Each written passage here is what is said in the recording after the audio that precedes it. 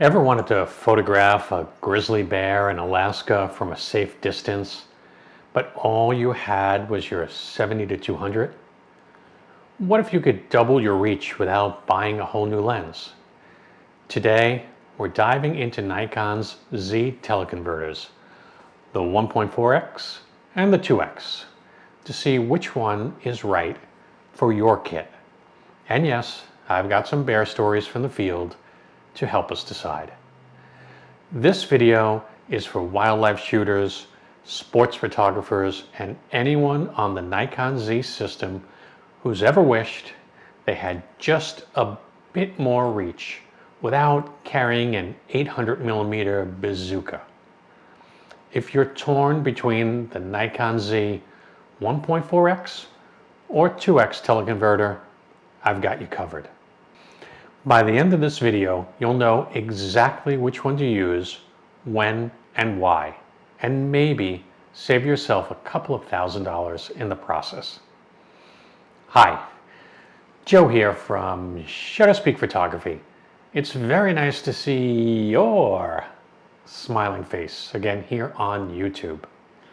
I've photographed everything from the National Hockey League to major New York City concerts, weddings, real estate, pop culture events, you name it. My work has been featured in magazines, newspapers, and even on a concert t-shirt. So I've seen firsthand what makes great gear and what makes it go straight back to B&H. And while you're here, don't forget to hit that subscribe button so you never miss a gear review or behind the scenes tip from the field. So let's talk teleconverters. Nikon's Z 1.4x and 2x teleconverters are compact tools that extend your lens's focal length. The 1.4x gets you 40% more reach, and the 2x literally doubles it, all while keeping your camera bag lighter than a dedicated super telephoto lens. Now, before we go any further, I know there are folks out there who absolutely despise teleconverters. Some swear by primes and some swear at teleconverters. I get it. There was a time when teleconverters meant noticeable image degradation, sluggish autofocus, and a whole lot of compromise. But technology's come a long way. The Nikon Z TCs are sharp, weather sealed, and play nicely with the latest mirrorless lenses. So, if you're already writing a comment in all caps, maybe take a deep breath, try a sip of coffee, and remember, this isn't 2007 anymore. For example, pop a 2x teleconverter on a 600mm lens and boom, you're at 1200mm. I did this on a recent trip to Alaska while photographing bears. And let me tell you, when mama bear and the cubs are 100 yards away, that extra reach can be the difference between a killer shot and a distant brown dot. But let's get practical. With the Nikon Z 70-200 2.8, both converters work beautifully.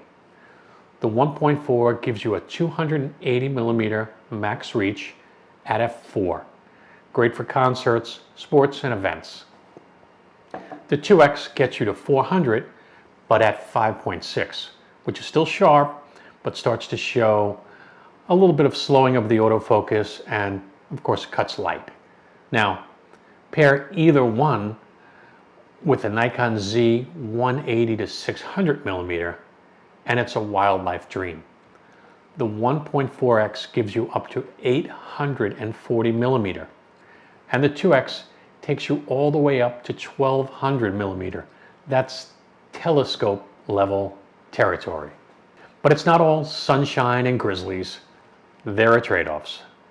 The 1.4x maintains great image quality with just one stop of light loss. Autofocus stays snappy and sharpness across the frame is barely touched.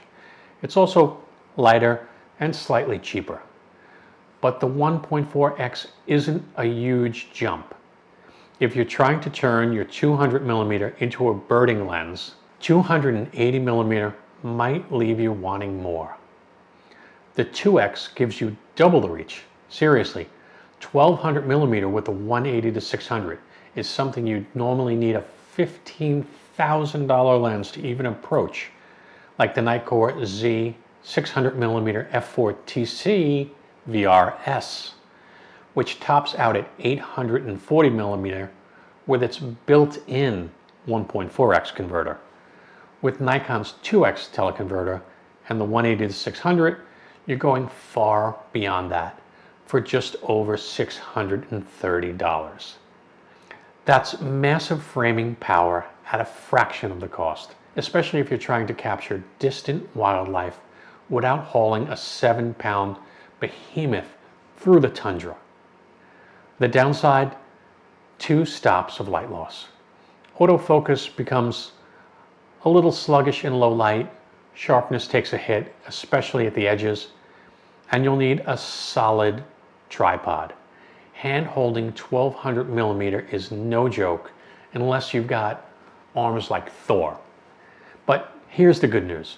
If you're shooting RAW, and you should be, tools like DxO PureRAW 5 can actually remove most of those optical trade-offs. DxO has individual profiles for every Nikon Z camera, lens, and teleconverter combo. It knows how to correct vignetting, edge softness, distortion, chromatic aberration, all of it. So even if your 2x shots come out a bit soft or noisy, DxO can clean them up so well they look like they were shot natively. It's like having a lens genie in post.